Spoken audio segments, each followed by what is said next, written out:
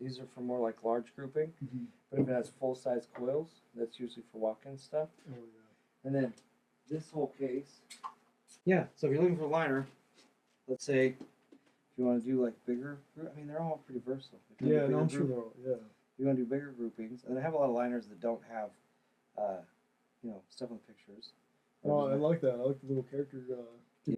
So Brahms is like a Oklahoma grown, like, kind of fast food, but not. Yeah, with the D20 on that. Yeah, the fucking nacho. Yeah, that is a good one.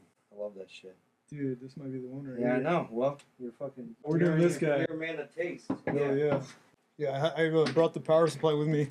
So I could fire it up on the show too, you know what I mean? From the gas, I'm starting to think that it's like they're controlling it, like the owner's like, oh yeah, no, gas price is going up. No, and they're I filled up and it was $4 something a gallon, and usually in Oklahoma you get excited when gas goes up because that means the oil's moving. Yeah, you're gonna get more money. Right. You know? I pull up and I was all, maybe I should text him, and I was all, I would bet $5,000 that's him, right? Right. Oh yeah, I was outside because I was on the phone. Dudes are like you? And I'm like, just in case he tries to get here, I want to make sure I'm out front and then able to see you. Yeah, I was trying to help you out. Yeah, I was like, is this the tat shop? And then I saw the house, and I was all, fuck, this dude's rugged. I like it. I was like, hell yeah. Out here in the fucking orchard. I like that shit. When you said earlier when you were talking about you kept coming up in that grimy era, I was like, oh, you probably wouldn't mind it. I give a shit. I give Do your thing, bro. Yeah. No, I've been every kind of shop. Yeah. And it's interesting because there's still some around. Yeah, I've been everywhere in the whole world, and I've I'll find a shop that's like you go in and you're like, oh yeah, you're like this dude doesn't fucking, and he's all, hey, I sleep in my house is in the basement, you know. Well, the shop that there's different levels of the ones that I worked at where because I've heard you, like especially with you and Joe when you guys were talking about how flash to the top and even the roof, the ceiling or something, like the old shops where they don't, and they just have all. It's like your typical. Like the traditional, what you think of a walk-in shop looks like. When you walk in, it's like 134, 28, and you got the flash racks. And I worked at those shops, and I've worked at the shops where it's just airbrush wall art. Yeah. And that's it. Whatever art you have is your own little station, and that's it, right? But I mean, where I'm at right now, same thing. He's got the whole flash in the front, and it looks very traditional. But then again, that's his roots also. He's a traditional dude, so he's like, he wanted to keep it like home. That's his like home to him. He has to see all the flash shit. He's used to that. You know what I mean? So my whole shop is covered in flash. Like I've said a bunch of times. We even have flash. The ceiling of the bathroom is flash. Right. Oh yeah. And the entire shop, as much as we can make it flash. But there was a time, and I think you said about 2010. Yeah. About 2000. Between 2000, like I told you, 2008 was a piece of shit for me. I wasn't in a military town. It was, every shop we knew closed. A bunch of shops closed or condensed to where, 2 or 3 shops, and there was nobody had any money. At least in Phoenix. It was fucking hard in Phoenix for everybody. People that had their shit together, and worse for people who didn't. But around 2010, there was like this shift where people wanted to like make a tattoo shop, like an art gallery, and it was like they would see guys in California. Like you said, I work in a black and gray shop, and they have fucking statues and shit. Statues, statues, and then they're like, we got huge oil paintings, and like the tattoo, there was almost no tattoo flash. Wow, it got phased out. We're gonna have rooms, and we're gonna have this, and then I even I was like, oh, this is because when you're younger, you don't. I don't know if you think back in your life, dude. Like you'll start to realize you had no idea how good you had it at points. Right. You have no idea. And I remember smoking in Denny's, like smoking cigarettes. Oh yeah, it was allowed. Yeah. And you would you wouldn't even buy anything. You would just loiter at Denny's. You're just doing like the little candy apple. Yeah. Let me get one soda. Yeah. And you just and I was like, and now. I think I was talking to my wife about that because now I think, like I was telling you, that place Brahms, they have a thing called a bag of burgers. And it's like $7 and you get 5 burgers, and it's just in a bag. And everybody eats them all the time. Damn. Like that one machine is a bag of burgers, and everyone was like, "Yes, right." That's cool. And I was like, "Man, I'm gonna enjoy this for real because I know later it's not gonna be here." Yeah. I was like, everything else has been ripped from me. I'm not gonna lie, I kind of wanted to go for that because it was more like tied to your hometown kind of thing. To be like a little more. But this here. with the Luchador, bro, and Nacho and the dice. I love Nacho Libre. I love when they started using a lot of. You see guys use keys back in the day. They start doing like the washers and everything was very. The washer would have the street or something like it was a New York company of something, and that was like an actual like thing that the guy worked on. But I mean, this guy, I don't know, something about it, the color, everything just goes with it, dude. And I'm just really stoked to finally have. I'm glad because there's people that are, they're into it, and there's people, sometimes people, like I said, like I was telling you, I was like, oh, I got machines that don't have pictures on them, because some guys are like, I just want a black. I just want to, Well, even like the cigar little coil. Remember the cigar? Yeah, no, that was like those are cool. Yeah. I think Hendrix was using them, and like. Who else? Like, you see them back in the day. A lot of people. Danny was doing all that. Yeah. And Tim. Yep. Tim. That whole little clique. Juan was doing some of that. Yeah. The cigar things. And here's the thing. Like, I remember I had one of those machines and I bought it, and like, I don't smoke cigars. Right. Yeah. It's like they'll tell you that's a real Cuban, or those are mini Cubans or something. And I was all okay. All right. Okay.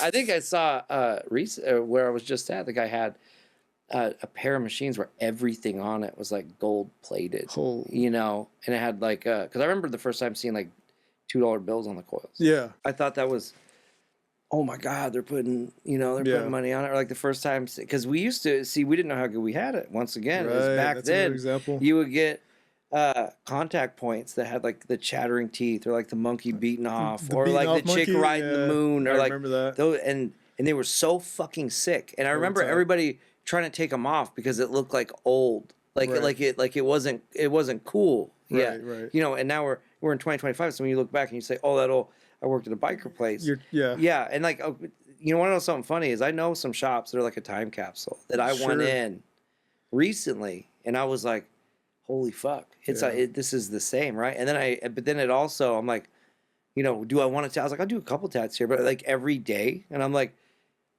no, man, like you don't have to have checker floors, you don't have to have fucking diamond plate on the wall, you don't, Yeah, that was very like standard or staple. Yeah, a red wall, so it's like the most uncomfortable place on the planet, like it's like the last thing it is any kind of soothing. And then I have, and I don't really go to them, like when I post and I say, hey, a lot of people that have a private studio that are artists and whatever, like they're not calling me to come by, so I don't see them a lot. But I'd seen a shop where it felt like a fucking day spa, like a nail, like a nail salon. It was extremely impressive. When you go get your hair cut and you're talking to whoever's cutting your hair, and then there's other people and like you disregard their existence. Yep. That's how it felt.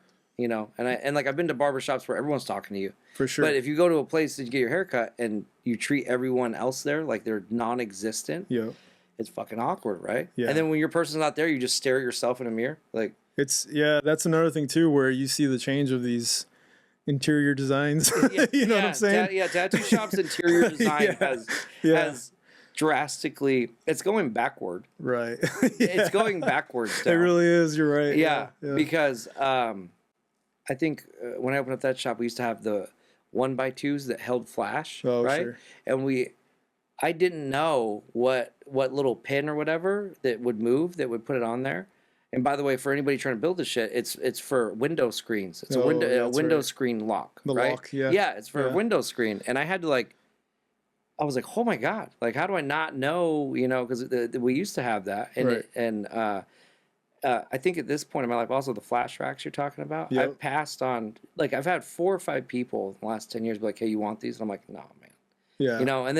And then I said on the last one, when I said no, I was like, next time somebody tries to give me one, I'm going to fucking take it. Just take it, I'm right? I'm just going to take it. Just give in to the... Yeah, I'm okay. And then apparently, life, the universe has been trying to give me one. And I won't take it. Passing up on it. And I won't take it. Right. Welcome everybody back to Tattooing Out Loud. This is a very, first of all, dude, honored to have you here. Today we have a man that's out on a mission, spreading the word, the good word of tattooing. The good word of tattooing, right?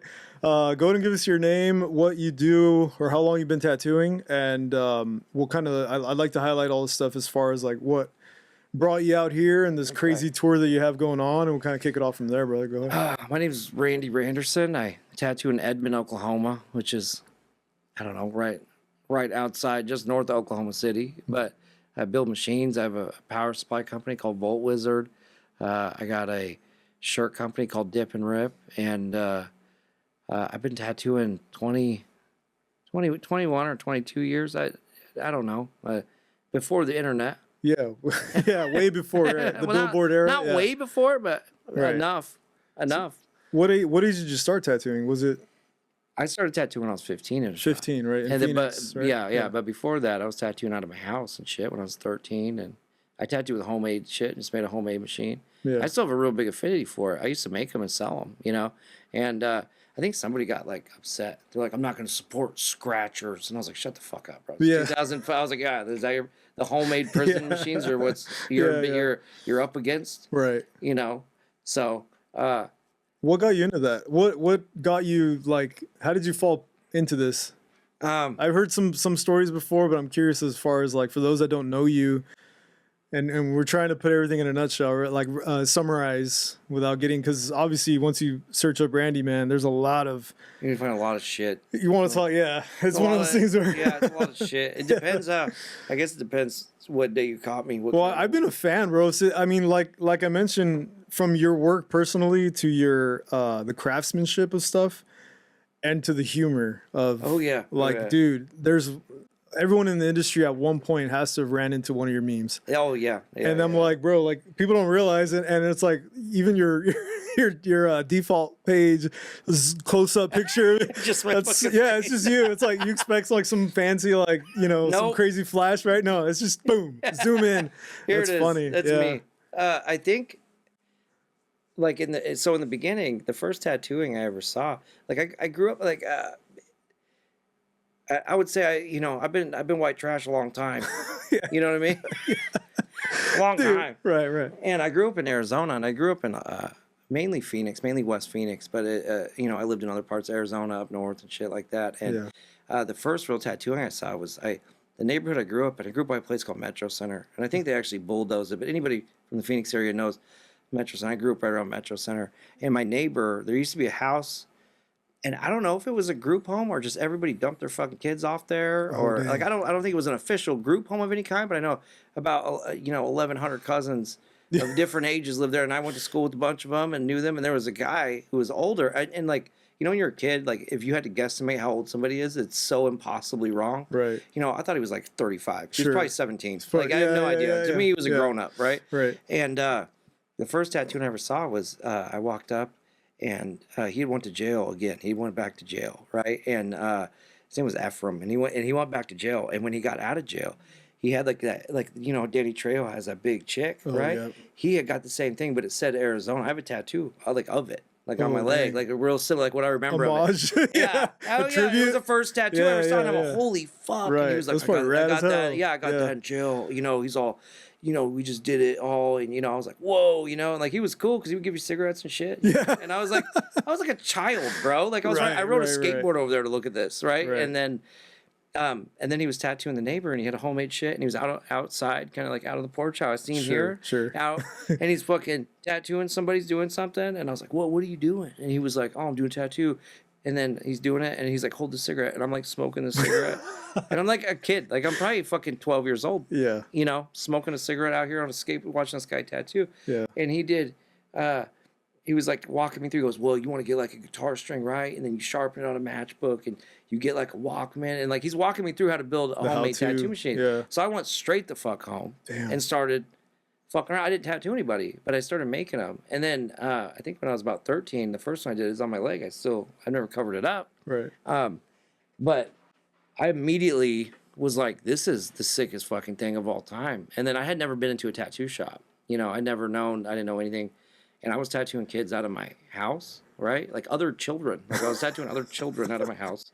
And like I had people lay across like this table, like my kitchen table, lay right here. Yeah. And I would put stencils on. I would draw on wax paper with a pen, and it would like beat up, and then I would put it on, and I would take it off, and then I think the first tattoo I charged some girl, her name was Debbie Espino, right? And Debbie was always cool, man. And Debbie had a job, and I think this was, early high school freshman, and Debbie had a job, and I tattooed a little cross on her back, right? And I did the stencil, and I tattooed her with homemade shit and everything. Yeah. And she gave me $30. Wow. And I was like, "Phew, dude, Winning, man!" Yeah. And then so I took that $30, and I knew another kid, and I said, and this kid was a senior, and he played music. I played music too. And so he had a job at Fry's. Fry's Food and Grocery. Fry's Food and Drug, as they would say down there. And he had money. Like he had a pay, he had, $100 or whatever. Yeah. And he said, hey man, I want to get a tattoo. And I was like, dude, I'll tattoo you and I'll give you this $30 and I'll tattoo you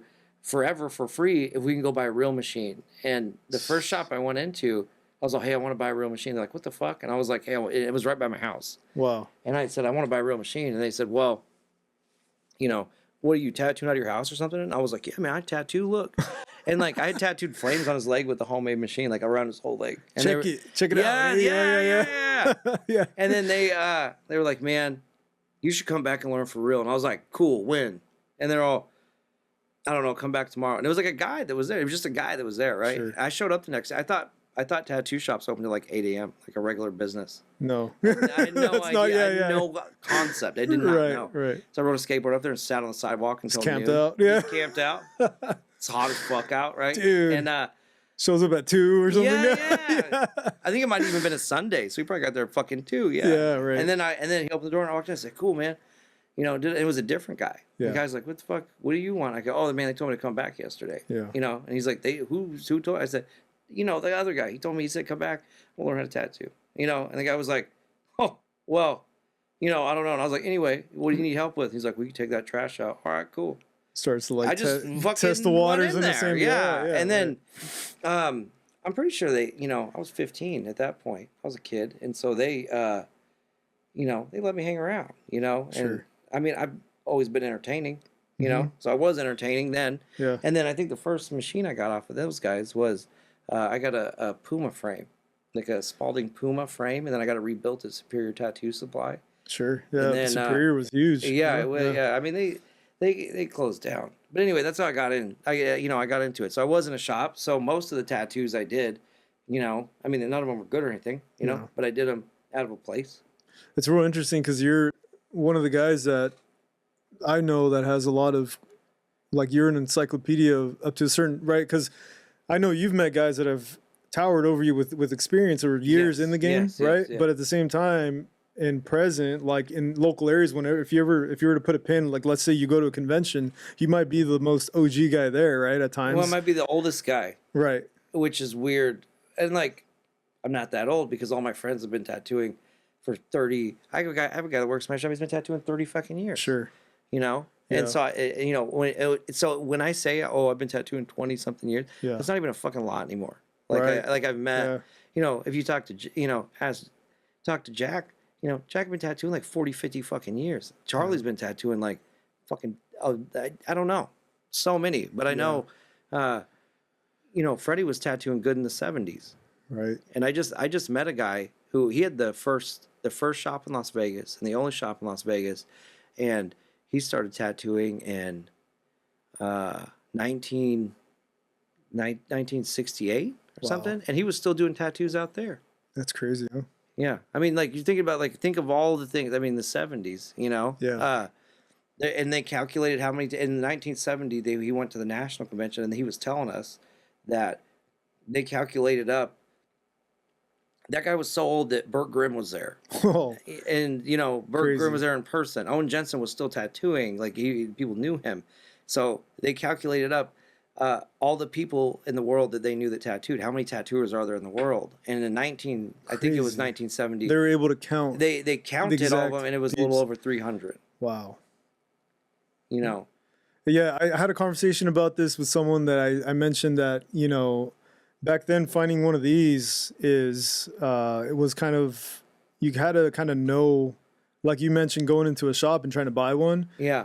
eBay was kind of hot when I started, so I just knew a lot of guys would, the shops I was hanging around with, they would kind of talk, they would trash on eBay, but I'm like, none of these guys will sell me a machine for the right reason, right? Because I was just kind of a shop rat hanging around. I was just getting tattooed and I wanted to get an apprenticeship, but I couldn't just ask the artist that I actually liked his art. I couldn't just ask him, hey, apprentice me, like the owner was like, what are you doing? Like, why are you trying to take on an apprentice? A lot of things where some guys, but within a certain shop that I want, like it's very, subjective to everybody else. Where it's like, no, you can get an apprentice. It's crazy subject from person to person. Yes. Right. Yeah. So I was like, but I don't want to learn from this dude. Like, this is the guy.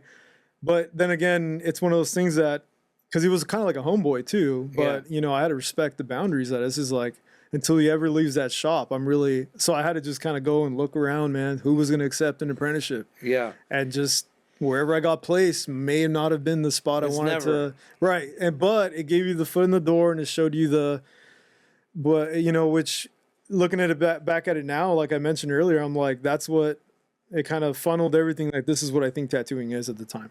That's exactly and the tattooing is just this.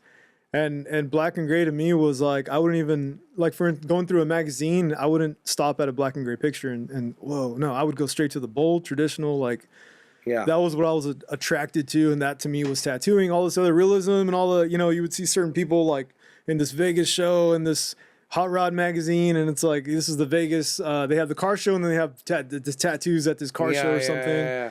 And they have like the first attempts of color realism, and it had that pastel-y look. You know, and you're like, that'll never hold up. Right. Never be cool. And I was more so drawn to like the daggers, the swallows, and all this like the sailor stuff, man. I was like, so that to me was that's what I thought tattooing was like, as far as like if you were to describe it as an image of what a tattoo should look like or be.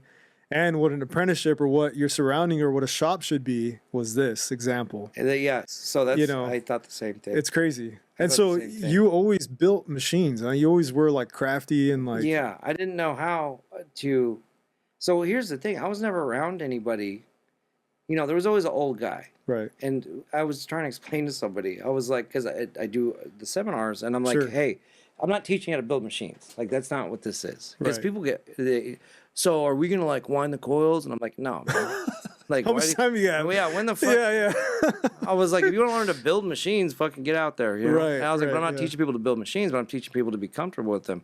But I was always around people, and there would always be one guy, and he would be the best guy, I guess, at machines. Oh, take it to this guy. And he would take it, and you'd be like, this machine's not running right. And this is what the guy would always do. He would take the machine, and he'd be like, yeah, man, oh, yeah, all right. And he would go like this. He'd be like, anyway. And he would talk to you like a fucking cop, like, like distract you. Have a seat right here. So what's going on today? You're like, nothing, bro. So, You're searching my car. Yeah, like, what's going on? Yeah, yo, what do you mean? What? And he would be like this. Oh, and then he would turn it on, and he would be like, yeah, the fire's good. And you go, here you go. And you go, what did you do? And they, you just... it's just your screw. The screws, the vice. And something stupid. And then everybody else didn't know. That nobody knew. I didn't even know a guy that made the first person, twofold. The first person I ever saw. So you're saying, oh, you wanted to see traditional. I didn't even know to look for traditional because back then they were selling it as like old school. Old school, yeah. And like I was like for sailors and shit. A pinup chick or this like rockabilly guys want it. And the first person I saw selling tattoo machines and selling tattoo flash and doing traditional all the time was Ryan Downey. Okay, Downey. And I was very young. I was crazy young, man. And I think MySpace had just come out, right? And let's date it, huh? Let's date it, but he was at the Mesa Tattoo Convention, and he had like 10 or 12 machines, and he said like, oh, these are handmade and da-da-da. And I was like, I was so used to, when you bought machines, you bought them from a company. Right. Like you would, I remember buying a bikini machine, and, that's how you bought machines. You would look at the companies and look at their machines, and you would literally pick it out based on like what it looked like, because you didn't know, you assumed it ran great because it looked really nice. But he was the first dude I saw that had like machines that were made, And I was like, what do you mean you make these? And he's like, yeah, like I fucking build machines, And I was like, I didn't even consider doing that because all the machines were, the shop I started in, that's why I like all the chrome machines. They were all kind of factory machines. And then like they would take those and then they would alter them. Right. They would add this contact point. It's like, the cars, they get the hot rods and they customize them. Yeah. And then I remember everybody you need to get a silver contact point. Right. That was like the big item. You had to track I went through that, but my thing was brass, dude. All my stuff was like, I had to get all my parts had to be like this. Like, you know, sometimes you'd get, you know, like you mentioned the silvers, right? Yeah. And I was like, no, I even want a brass frame. Yeah. Yeah. Why? And like, if I asked you, I'd be like, I don't know. Right. I couldn't tell you functionally why. Yeah. Why anything's different. You know? Yeah, and you know that the thing is, I was taught by feel and hearing, and so when the actual, you know, when you're trying to adjust the throw, or like you're trying to what makes a liner, what makes a shader. When you got down to like the whole science and the breakdown of machines, sitting down with an actual machine builder that had the, you know, 1/4 inch steel plates like squared, and he'd give me a piece of graph paper, and he's like, draw within this box what you think you'd like and I'll tell you if it'll work, but this is what you have to keep in consideration, like the saddle point and also like your vise. And he gave all the schematics and measurement, right? Like the whole ingenuity of it. And I'm like, okay. And I was a big fan of like Welkers or Jonesies or like a Bulldog frame. Yeah. And so I would draw something similar, and then he'd be like, this is why it won't work and this is why it will. So anyways, he'd refine it. He would cut me out the face, and then he had a bunch of just vices out, like just made, right? And that's when I actually went in and the cores and the coils and the wrapping, and he's like, and capacitors and so much stuff that I didn't even, you know. And so I actually sat with him, but it was a day process, man. And plus, I think it was like a 2-day thing, because at one point my coils were spinning out, you know, I just wasn't getting it down right. Yeah. How to get like, you know, I'm just, oh no, it's too loose. And I would get so obsessive about it, which I was curious if you got the same when you first like. At first, yeah. It's like an obsessive thing where it has to be like this, like you won't just like cut a corner, right? Because it's like your name on it. As far as now, where you have built a company out of it, like you're just kind of all the cutting corners, all the like if something's off, it's like it's not straight. Yeah. So I generally make like. I don't make very pretty machines. You know, like well, this one's beautiful. So. Thank you. I don't notoriously make beautifully clean, perfect machines. Sure. But I think it's important to make sure, you know, everything's flat, everything's level. It is tuned good. You know, it's tuned with information. Right. I'm not just blind. You know, oh, that'll be fine. Eyeball it, yeah. Because I think the worst thing is, you know, I hate to see people not. If they bought a machine, I hate to see them not using it. Right. You know, I hate to see a machine for sale. And I don't hate to see a machine for sale again, but all it is like marks. Like, okay, let's say if you did a tattoo and then you saw that same person get tattooed by someone else, and you're like, did I fuck it up? Maybe, maybe not. Maybe you just weren't their cup of tea. Right. Maybe they like new stuff. Cool. You know. But also, I don't. You know, I try and build machines that are going to work they work for how I tattoo. Yeah. I don't know how the fuck you tattoo, so I know how I do. Right. That's the best gauge I got, and that's what I shoot for. But if I have, I don't get a lot of machine repairs, you know, and I'm like, either A, that means everyone's so fucking mad they don't want to send it back, or everything's still going all right, you know? Right. But I think if you're getting shit tons of machine repair, now there is a scale to this. You got to understand, you know, like a guy that sells 1 million more machines than me is going to have more repairs naturally. That's the numbers. It's numbers, you know? Yeah. But if I don't have a lot of repairs, so things must be going good, okay, you know. But I try and build a machine with the concept. The whole concept is I want this machine to be running for as long, like in 100 years. You know, I showed you that Rollmatic machine. You know, that's from 1990, and you could tattoo with it. Somebody did tattoo with it. You could tattoo with it. So you got that? How did you acquire that? Like the that one, my friend Charlie Reynoso. I always call Charlie mi corazón, dude. He's one of my favorite people, and my friend Eric has the shader. Well, it's like staring at you want to talk about a time capsule. When I saw that machine, when you open the box, at first I was looking at the box. The box was wicked. Well, the box is old too. It's wicked, dude. It has all that OG art, but to look at that tube, man.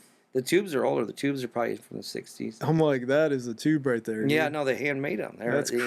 You know, well, there used to not be, and I say this in seminars, there used to not be places, like you could buy machine parts, but it was literally from Spalding, and that was all that was offered. And they didn't sell, you know, Spalding, I don't think they sold coil cores. I don't think they sold like a lot of parts. Like, you know, the separates. I think you could buy an armature bar, or you could buy like binding posts, or you could buy a contact point, but you couldn't buy like, I don't know how. I mean, I guess obviously I could ask a dude, you know, but I don't believe that was available. That if you were building machines, you could buy all the parts from them. Yeah. I think you could buy it was all geared toward if you were at the shop and you wanted to put it on your machine, here's a part that you know, and people ask me for that. Hey, can you sell me dice contacts, or can you sell me Sure. that? Yeah, Like sure. just for maybe another machine they got or whatever. Just say whatever. Yeah. That's I mean, that's one of those things that you get into the craft of it. Did you just become obsessed with tattooing that you also wanted to? Have you ever made pigment? Like, did you ever get that? Yeah, I have. I think I made my first power supply we made. Yeah. I made ink a couple times, and I'm not into it, dude. You know what else I'm not into is powder coating. Powder it's fucking coating. nasty. Yeah. It is nasty shit for me. Yeah. And I remember old dudes saying, "Hey, we used to go make ink in a hotel room, and then we would just leave it." Or they would literally get a storage. They rented a storage unit, and they would make ink there, because I remember the guy telling me, well, every square inch of that whole place has a thin coating of the powder. Yeah, you know, because it's like it's just the little dust of it. Like I have friends that make ink, you know, and they're extremely knowledgeable. That's what it is. Yeah, the science of making pigment it's like a lot of chemistry, right, you know, right. and I do use a lot of chemistry and a lot of things like that. But the ink to me was always like, you were either and the liability. I was always nervous. I was like, because I remember there's a lot of liability. Yeah. It Thinking seems, about that. For me personally, like, and I was like, I don't care enough about it to do that. Right. You know, I didn't have any. You know, mixing all this powder shit didn't fill a void in me. Yeah, at all. but like a fulfillment of purpose. Yes. I love machining. Right. Like, I love machining in general. Right.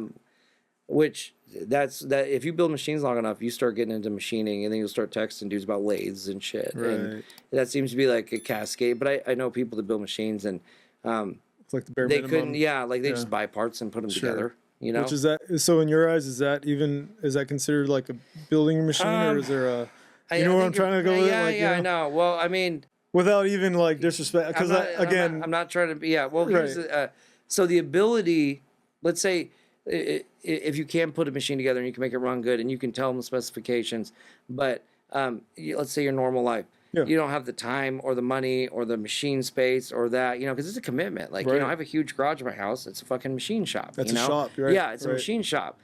So I can do that. And then I don't think it's like, I don't think it's bad or anything, you know. Like I never looked. I think when a guy doesn't roll coils is where I was like, that's corny shit. Right. Like when the guy he just buys coils, 10 revs or like shorties and calls it is. Whatever. And we rebuild machines all the time, and that's fine, because it's like, imagine building a car from scratch, and you're like, oh wow, and then seeing a guy take a normal car and then make it cool, and you're like, okay, equally cool. But I think if you don't roll coils, I think that's where I don't consider you're very serious about it, because I've had guys. There's levels to it. Like and not to say I'm not a fucking, you know, I'm not the pinnacle of fucking discussion, you know, like I'm not, and like I'm relatively new. I've been building machines around 10 years, and like it's seriously, you know, before that I was always trying to, but you know, making a machine that you could sell to somebody, probably about 10 years, and there's guys that have been building machines so fucking long. I mean, you know, Danny's been building machines for fucking ever. Yeah, you know, there's so many guys that have been, and Danny makes everything. Yeah. You know, so it's the same way as if, like, okay, you know, if you do little palm-sized tattoos and you go to a shop with a guy who does fucking bodysuits, you know what I mean? Like, your palm-sized tattoos are fantastic, but you go and you see a dude working on a bodysuit, there's no dimension where you look at that and don't feel small. Right. To a degree. Like, how do you compare? How do we compare these things? Sure. Right. But no, I think plenty of people make, however you make it. Here's the thing. However you make a machine, however you build a machine, you rebuild a machine. If it works and it works good for somebody and it makes their job easier, then you're fucking good with me. It's the same thing. If you take walk-ins and do tattoos, I hold you equivalent to somebody who tattoos fantastically. Absolutely. I don't. You know, as long as you're trying to get better all the time. Right. And not like feeling like this. You know, I'm at the top, or just close off, or what is that comfort? Well, there's always, like I told you about tattooing. Yeah. There's always, no matter how cool you think you are at anything, there's always a dude who makes you feel small. For you know, and so I went to Danny's shop in Covina, and Eric took me there, and I walked in, and there's just so much stuff, so many machines, so many parts, so many big machines that it's hard to comprehend, like, you feel small. You're like, I look at my garage and I go, well, that's what you mentioned earlier, how you're like, I know the internet probably makes me look like this huge, right? yes. But I'm like, the thing is that it's what you're creating. Your product is, and like even what you told me earlier, how much before you came on this, you went on this voyage across, right? Yes. You're like, I have this quota of this many machines to even make this happen. And so I'm thinking, how long did that take you to like really, how does that work for you as a process to be like, hey, you tell your wifey and the kids, guys, I'm gonna be gone for this long.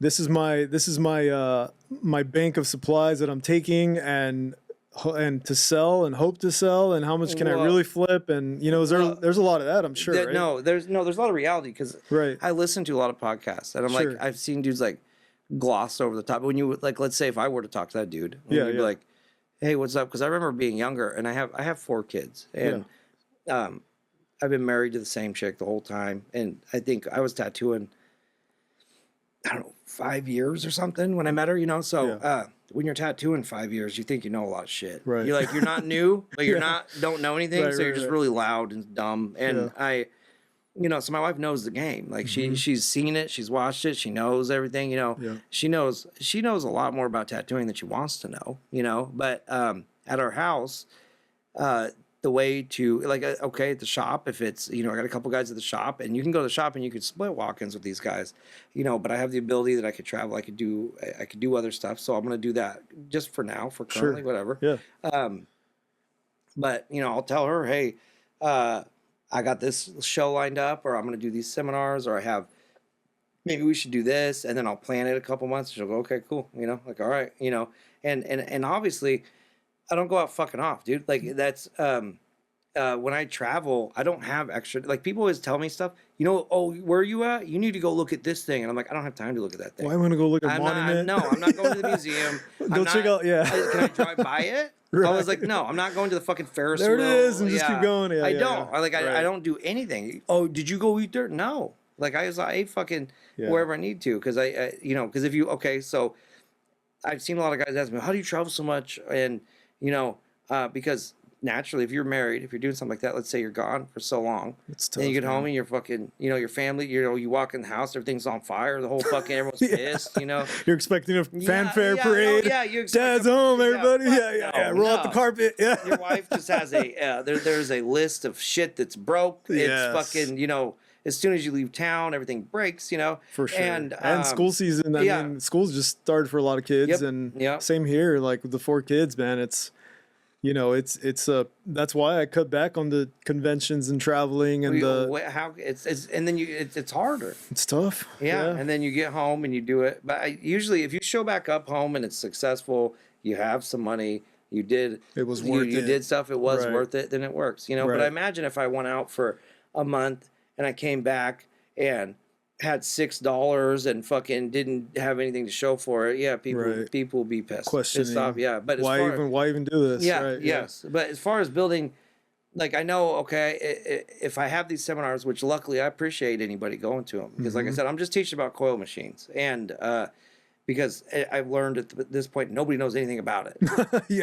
Not very many people. I'm like, hey, there's a lot of people at these, and or people that do know about it, you don't know extensively, so let's discuss it. And I know that I'm gonna have this amount of machines, and then of course I gotta have some for sale. I want something. You want to buy a machine? I should have a machine for sale. For sure. I should have some power supplies for sale. But to build that many, because when I left, like I said, I had these 2 big cases. I don't know the exact number. It was more than 100 machines, and that took me like a long time. A long fucking time. I'm thinking when you pulled everything out and there's still like another layer. I'm like, dude. I didn't whip these out. Right. Like you think, oh, you made a bunch and they all suck. And I'm like, no, dude. Every single one has its own. I shimmed each fucking machine. Like I built it the same as I build one machine. I just do it 100 times. And it takes forever and it's monotonous. Yeah. And it's fucking, I'm in my garage watching Netflix and it's fucking slave to the, and it's, but what I did recently is I started having my daughter help me and my wife help me. Like my daughter cut almost all those back springs for all these machines. Crazy. That makes it even that much more of a, she's 13. How old is she? 13? She's 13. She paints all my power supplies now. It's so rad, dude. Yeah. So she's getting into it, and she, even on a lot of these binders, because this time around I actually machined like bases and binders. And yeah, because you're actually doing a lot of the... Like I make it. That's freaking crazy, dude. So, you know, I have some of it made. I buy some of it. And then if I can, I'll make some of it. But my daughter will like drill and tap holes. Like, she's like learning. And it's funny because, you know, she's doing it. My wife will wire a lot of these power supplies at this point and solder them and do that. So they're both out there and I'm there and I'm working and everyone's working. System, dude. Yes. And I'm like, this is fucking awesome. That's sick, dude. Yeah. And I actually enjoy, my daughter likes it, you know, but then my daughter, she's a hustler, dude. She's you know, she's been around me her whole life. I've been her dad her whole life. You've been rubbing off. You've been rubbing off. Like, right. So she's gonna be like, so she's like drilling holes. So, you know, it'd be cool. What if we got like some money for this? And I was like, what's up? What did you say? You know? She's like, I was just thinking, like, I'm working out here. I've been out here a while. Right. You know, maybe I can get some money. I said, you get paid when I get paid. Right. And she was like, so if you go sell a bunch, then I'll get some money. And I'm like, yeah. And she goes, same pot. And then, and then she's like, so how much are we thinking? I was like, don't push it, dude. Don't, like, you know. We don't need to talk numbers. Yeah. We're not going to talk numbers. I don't know the numbers. Right. We don't know. Right. And then teaching her, I'm like, you're making, you know, I was like, that's just like a tattooer. You're like, oh, I could buy this today. I'll tattoo tomorrow, you know? And I'm like, no, man, you got to, I was like, it doesn't matter until I get home. I'm teaching my kids how to watercolor, like spit shade. Oh, yeah. And I have to stop myself when they're, you know, not doing a right pull. Yeah. Because I'm like thinking with that brain of it's gotta be perfect. Iron Fist, you know what I mean? Perfect. And I'm like, hey, it looks awesome, you know? Have fun. All right. Yeah, have fun. Have fun with it. But I think one day I'd like to get them, because I still have a lot of my tools. I have like the drill. I never got into the lathe. That's like a whole, but I did have my drill. I had my oxy sealing tanks just to like braze. I was brazing and, you know, my belt sanders just to actually clean off, you know, welds and stuff. But one day that's something I'd like for them to learn, at least just welding in a sense. Like welding is it's a dope trade too, you know? Oh man, and I mean, people underestimate, you know, I know in society, you know, it's always on the back and forth and everybody's unreasonable nowadays. But if you look at trade work versus, you know, oh, you go to college for 4 years and you know, and most people that have gone to college that weren't a doctor or something like, in order to be this thing, I have to go to college, right? People that go to college and then figure out what they're going to be afterward, it seems like, you know, they never seem like, they're like, oh, it wasn't worth it. Yeah. You know, it sucked. Or even the people that are tattoo doctors and they're like, no, it wasn't, it's unreasonable. Exactly. You know, and the whole process. So my daughter is, and I take her to the shop. She knows how to do stuff at the shop. She knows the code. Yeah, she's my oldest. Yeah, she's my oldest. She did her first tattoo on me right here when she was 13, because that's when I did mine. So she tattooed me her first one. Wow. And does that have the OGS on it? Yeah. So but she does it. Her name's Zoe, so she does it as a Z, right? Oh, gotcha. So at my house when you're 13. You know, do your first tat. That's my initiation. That's so that sick. Way later in your life, you're like, when did you do your first tattoo? When I was fucking 13, tattooing my dad. That's so hard. Dude. Yeah, and to me, because my kids have grown up around tattooing, you know, and I know a lot. I mean, their whole life has been. It's so taboo, or it's like the kids grow up in a shop. Yeah, back then it wasn't a thing. My kids know the schedule. They know what's going to happen. And when I get home, most of my kids are like, hey, was it busy today? And I go, oh man, they go, what'd you tattoo? And then I'll tell them, and then my kids will all, you know, because I got 10-year-old, an 8-year-old, and then 5.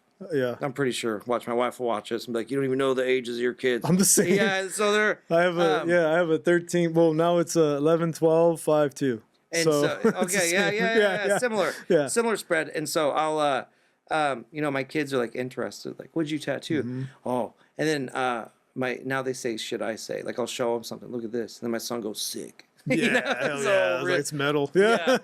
Oh, that's cool. My kids will ask in the morning if I'm, you know, at the table and getting stuff ready, making sure I have things, like, prepared. Yeah. Oh, is that what we're working on today? Yeah. But they know, they used to ask to come a lot. Like, I'd take them to the shop and stuff because it was allowed. Like, the owners, they know the same thing. They were raised around the shop, so they know how to act. They know. Sit down, Yeah, they know how to hang out. They're not going to be running around, causing havoc. So they stopped asking once it became treacherous hours for them as a child, which I understand. I'm like, dude, I want you to be there. But at the same time, like, if it's summer and we're grinding, I'm not going to take you. Like, a few times I took them to do guest spots because they're in summer. And I felt like I Daddy has to grind, but I'm missing this time with y'all. So let me see if I could just combine it somehow, make a trip out of it. I take my kids to conventions. I went to Mississippi, and my wife went. So if my wife can go, and then we'll take some kids. It's my wife can get out and we can go and do whatever. But I just had my kids up under that table. Yeah, underneath. Right, they're just hanging out, coloring, or there's like an iPad down there. Or something. An iPad. I'm like, here. I've seen that a few times. Yeah. And but my daughter will go to the shop on Wednesday. My wife would want her to go every Wednesday. But the other guy at my shop, his daughter is similar age, and we bring them both on Wednesday. That's perfect. And then but the way at first, I think when I was a younger man, I'm like, when I teach my daughter, it's gonna be, when I teach any of my kids, I'm gonna make it. It's gonna be like this. And they're gonna do it the right way, and they're gonna do it. And that's what I mean.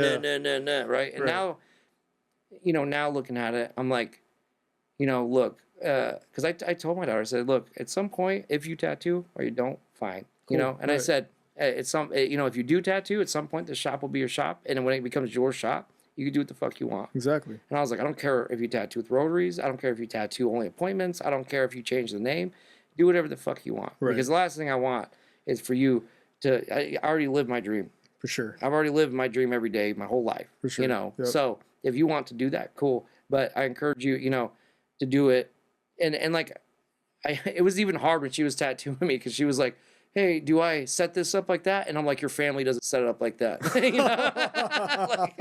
Dude, no, our family doesn't do that. Yeah, by the way. Right. All of us don't do shit. We are now generational tattooers. Yeah.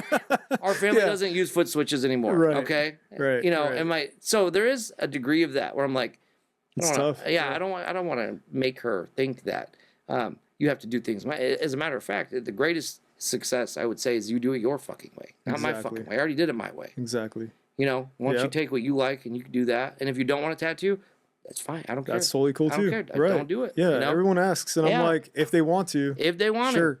And I'm like, I don't push it on them, but I have other friends whose kids are like 18, 19, 20. They're young adults, and they're learning how to tattoo and stuff, and they're like, hey man, if you ever need help, my kid will come help you in the machine shop. And like, I have kids too, and I know. And I'm like, okay, but I always make a mental note. I go, okay, next time I have like the time. Like I don't have a gun to my head. Right. I don't have to I have to finish all these before I leave. Sure. I'm like, I'm totally gonna have that dude come down because I think it's important. And I like that guy. So like, hey, I want to make sure your kid, hey, here's another and I know it's your kid. I'm gonna treat it like it's your kid. I'm not gonna treat him like he's some, yeah. Here's so I'm gonna try and help you out. Yeah, that's cool because it's almost like how we're trying to raise our kids right, and at the same time, if they want to take that, make sure they're raised right in the visuals of so that they have a standard of how things are done. And that you said that right now, how it's like you're working feverishly.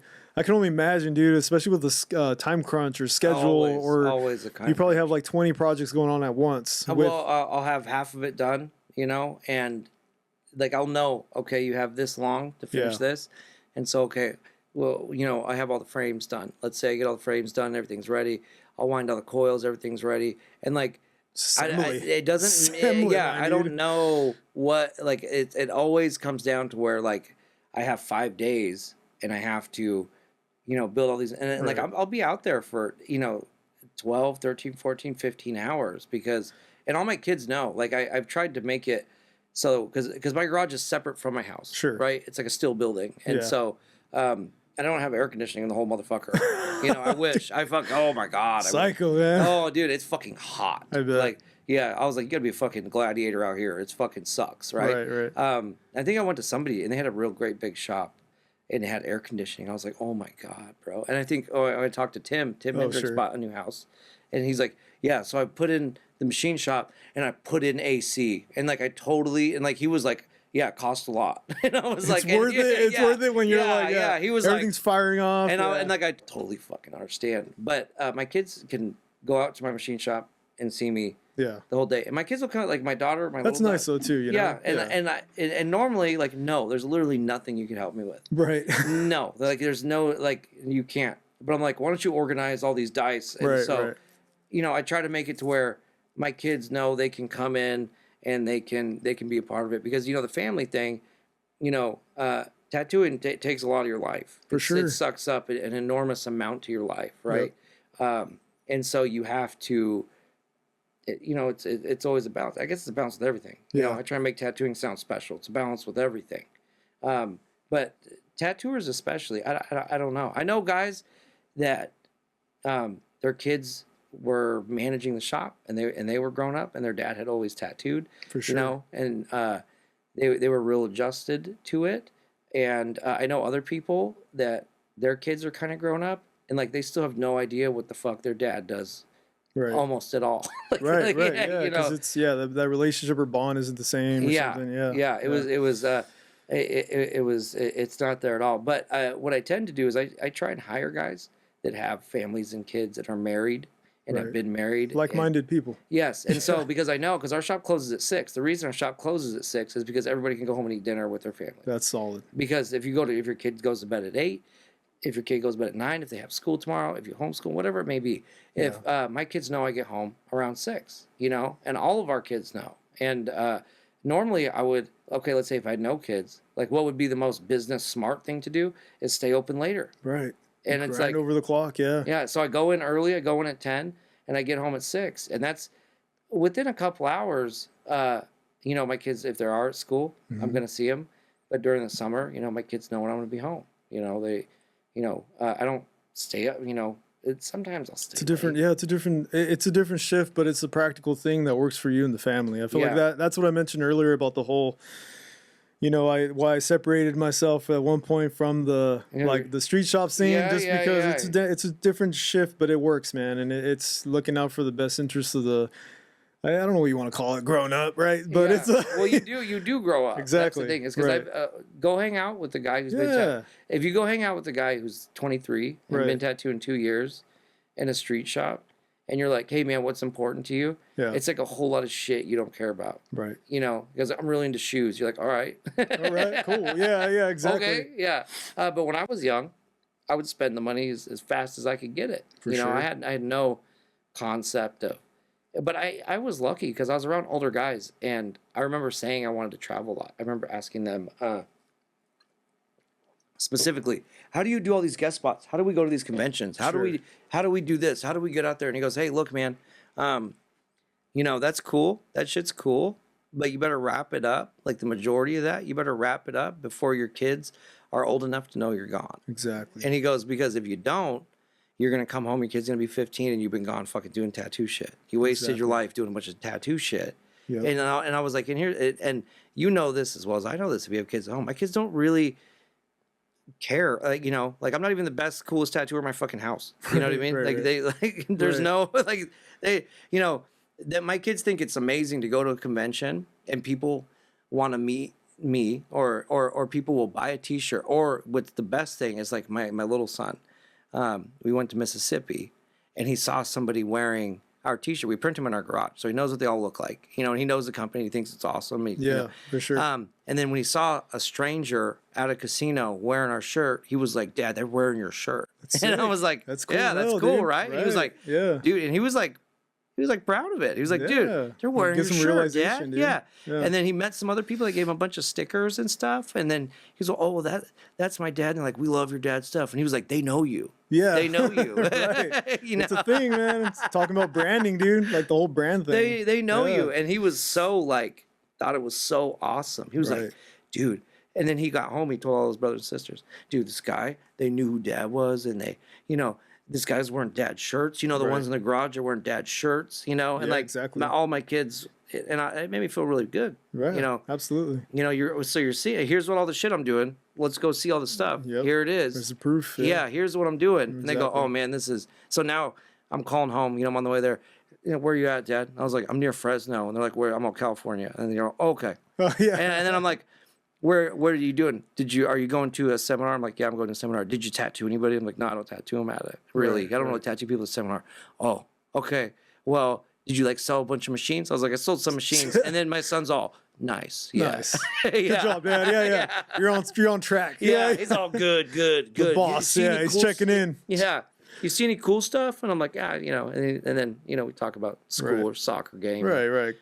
Try to keep that relevance of presence in the sense. But it is as much relevant because I don't know how many other kids would be like, "Hey, Dad, how was your work at your fucking At IT your job? office. Sure. Yep. Was yep. your how did How's IT the go factory? today?" How's the And then at school, if you ask other kids, they don't even know what their dad does for a living. Right. That's the thing right now. They don't know. That's the thing right now. I've noticed that in my kids' school sometimes. They have no idea. Right. You're like, "What's your dad do for a living?" I don't know. Yeah.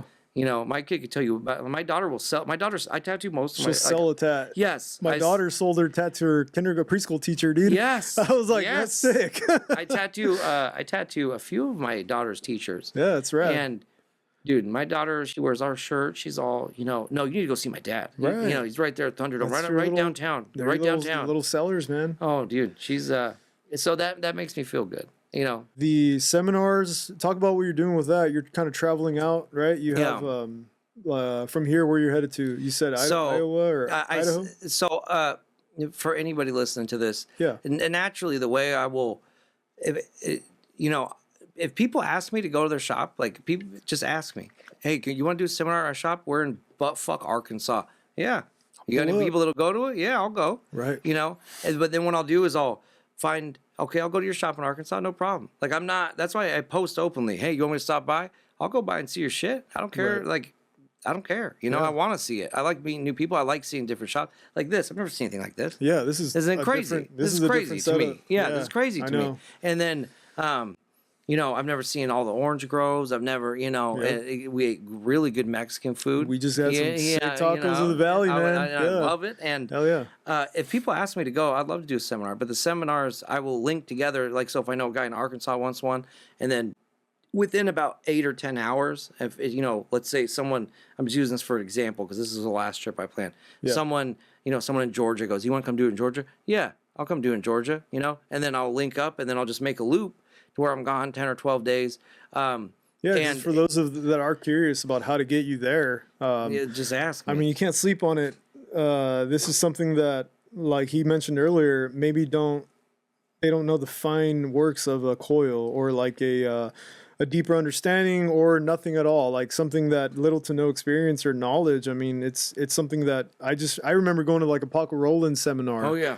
But again, it's one of those things that it was like those workhorse irons kits. You set it up. You just building it, and then he's talking about it and gives you the science. But it wasn't sitting there with the welder and you know what I mean. Yeah. It was more of a everything's pre-made in a sense. The seminars, I give you a whole built machine like that. Yep. I'll give you a whole built machine, and then I will discuss in depth, tuning concepts, history. I talk a lot about tattoo machine history. I talk a lot about why they work. I talk a lot about things that people wouldn't think to ask. Like, when you're new to tattooing, like, you don't know what to even fucking ask. Like, you meet some guy and you're like, I don't even know what to ask him. Like, tell me some stuff. Like, you don't know what to ask. So, and the seminars are usually like a better part of the day.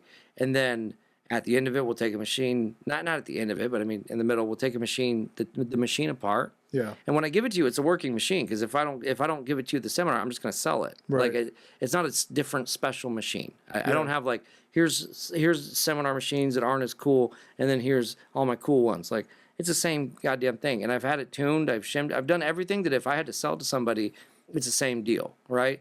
And I'm not really I'm not teaching you how to build machines. There's people in there that are interested in it, but being interested and there's a lot of stuff you could do with all the information. You just don't, it's going to take you time and energy and whatever. There's a lot to it, yeah. Yeah, and sometimes we will bring other machines, we'll tune them. But usually by the end of it, people are like, I never thought that much about tattoo machines. And I was like, man, there's a lot of math, there's a lot of geometry, there's a lot of electronics in it, but you have to I only do it for people that tattoo in a shop, right? If you're an apprentice, perfect. That's even better because you're new to it. Here, take this information with you. But I'm more worried that, over time, in 25 years, I still want to see people using a coil machine. For sure. And it was kind of that information was hidden so well that, people, when they get a coil machine and it doesn't work,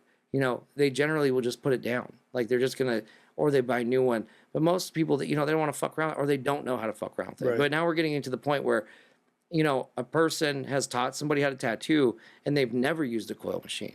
Yeah. And so, and that guy didn't know, and this guy doesn't know. And, so, yeah, if I can give you clarity on that, cool. I mean, I'll tell you stories of bullshit too. Yeah, absolutely. I'll There's a ton out there. Yeah, I'll tell you some bullshit. But I go over power supplies. I go over a lot of history, and I haven't had anybody that I've had people in there that have been tattooing just as long as me, and they still learn a lot of stuff. And I'm not, I don't know. I guess what makes me think I'm qualified to do whatever. I guess I'm just qualified as anybody at this point. But I encourage you. But I don't record it. I don't have any written pamphlet, because I know I've seen like Paco's thing from his machine seminar, and I've seen it from other guys' machine seminars, and I don't have any of that. Like, so if you show up and you want to know, and you have put the energy in, you've drove, you've paid, you've taken your day, you've taken your time, right, and you want to learn, then those are the people I'd like to tell it to. Absolutely. Because if if I, let's say, I don't know, if I made a video series on YouTube, and then maybe some people will be like, oh, that's really cool. I come from a time in tattooing where that wasn't something you did. That was frowned upon to do shit like that. Right, right. I think what I always tell people, I'm like, hey, man, I mainly worship the old gods, so I don't, I'm not going to do that. But the value of it is you go in person, you get this experience, you learn this stuff, and I've had plenty of people hit me up later and say, hey, I'm trying to tune this machine. What do you think? I'll help you out. For sure. I don't care. Reach out. Yeah. Yeah. But it's not about building machines. I think, because I'd heard some people say like, oh, you're teaching people to build machines. Nope, I'm not. I'm not. I'm teaching you about tattoo machines and coil machines. And I'm also not teaching anybody who isn't a tattooer. And I have a surprising amount of people hit me up saying, hey, I want to get into tattooing. I want to take this seminar. And I'm like, oh man, I can't. Right. I'm like, I love the money. Sure. Right. Sure. But, yep. I think shit like that's what got us into hot water. Exactly. Exactly, dude. I agree. Well, Randy came, he blessed us with a sick Nacho Libre liner. But just to give you an example, I'm going to try to not blow up the diaphragm of the microphone. Yeah. But, I mean, that sounds great, dude. Well, it's smooth. It's pretty so good smooth. for driving around with it. Yeah, dude, this seems great. That's low, too. Yeah. I mean, you just hear it, dude. It's great. It's clean, yeah. It's super clean, consistent. I always tell people that. I'm like, hey, I was like, you could feel in your heart if a machine sucks. That's what I meant, though, earlier. You can hear it, and you're like, hey, this isn't good. It was just a by feel thing, When I built, because I build power supplies, too, and they're linear power supplies. They're old technology, and it was really different. I thought it would be the analog, or yeah. I thought it would be easy to build a power supply. Like, I really thought in my heart it would be like, oh, I am, I'm smart enough. I can do this. Right. That was the fucking hardest goddamn thing I ever did. Yeah, man. it's a whole other beast. I wasn't ever gonna make them with a voltmeter. I never planned on having a voltmeter on it. Right. Just listen, and then I made some without a voltmeter, and then every single person was like, "I want to buy one. Do you have like a readout? Do you have a readout? Do you have a readout? Do you have a readout?" And then I was like, "Okay, I'm gonna put one, but I'm gonna put like an analog readout." Sure. Yeah. That sounds great, dude. This is amazing. And I again admire all the work you do, man. The craftsmanship, the spreading the word, man. Like just kind of out there dropping these spots and educational visits with. I mean, even earlier, just hearing all that, the history too of just like your start and your surroundings and the homeboys you hung out with. And it all makes sense now. Yes, I see that influence in your art and in a lot of the like references with some of the designs you have for the shirts. Yeah, and I'm like, dude. This is very Chicano style. Yeah, well, some of it is Chicano. I have a lot of friends that specialize in like crazy different shit. I would say the least amount of friends I have doing something is, I don't have a lot of friends that do like like the Pinteresty stuff. Yeah. I have a couple friends that only do that. Sure. So I mean I don't know if that influence will wash out later. But all of early 2000s tattooing, I was pretty. I was fucking watching. Yeah, absolutely. Where can people find or reach out to you, like a lot of your stuff? I know like you have your own personal website where you can find the machines, the power supplies, but also Monday Malarky, guys. You guys got to check that out if you haven't already, dude. That thing is great. But I haven't been on that in a while. It's just you can relate to stories. Just scroll back through it. It's funny, it's relevant. Dude. It's so good. So relevant. So good, bro. So the best way, man, if anybody wants to get a hold of me, and like I said, if you want me to come by your shop and do a seminar, I fucking will. Just let me know where you're at. And it may not, I'll say, okay, well, if it's this area of the world, I'll try and group you together with these ones. Or a future pop-up so people know like the news too. And I'll always tattoo you. I'm never booked. I'll always fucking tat you. And then if you, the best way to get a hold of me is just DM me on Instagram at Randy_R, just my regular ass page. Right. That's where you hit me up. Yeah, right. And don't email me. You can go to the shop. If I'm at the shop, I always go to the shop. I have to come visit Oklahoma, man. It'd be cool to go check out your shop. And from the pictures that I've seen, it looks so sick. It's cool. It's a really little town, man. Well, it's just like this, That's why I'm like, all right, we're at the. No, because I drove out here and I was like, oh, sick. Yeah, right. So I didn't know if you were coming from like a, I'm like, well, it's kind of a humble town. There's like a boonies. I'm gonna get in the car and I'm gonna call my wife and I'm like, hey, I just ate Mexican food. It was the best. She's like, fuck you, right? Yeah, man. I mean, this has been rad just to squeeze in a little time to sit down and talk, man. And I don't get that kind of opportunity often with someone that, as far as just to pick your brain on things and just really have you. And I guess like in the presence, man, it's dope. Well, maybe if I have more time one of these days, we'll do. Yeah, we'll do another. I'd like to say, more deep dive on stuff. I'd like to even, like, again, go through and brush up on the seminar of go check out even like your garage and just see, because I admire what you do with the kids. That's what I want to do, man. That's so sick. Try to. It's I still gotta find. We got a few horses, bunch of goats. There's that too, man. My wife does most of that, dude. Yeah, I'm here with you in fucking Fresno, so she's out there fucking fighting a horse over. That's yeah, this is rad, man. Everybody go check out his stuff, man. Appreciate everybody listening to the end. Make sure to check out all the links he has on his Instagram. You'll be able to find more information. Huge shout out again. Thanks to Randy for dropping by. This has been a great pleasure, great honor having you here, man. This has been Tattooing Out Loud, guys. Thanks for tuning in. Later, guys.